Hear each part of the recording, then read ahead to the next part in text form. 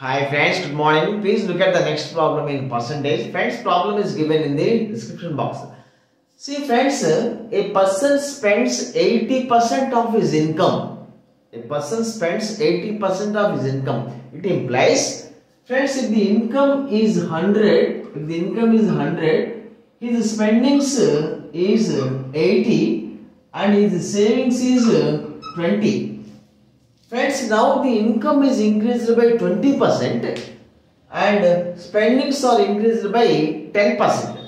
Income increased by 20% means now the present income is 120 and spendings is increased by 10%. 10% of 8 means 8. So now the spendings is 8. Now the savings is 12 plus 20, 32.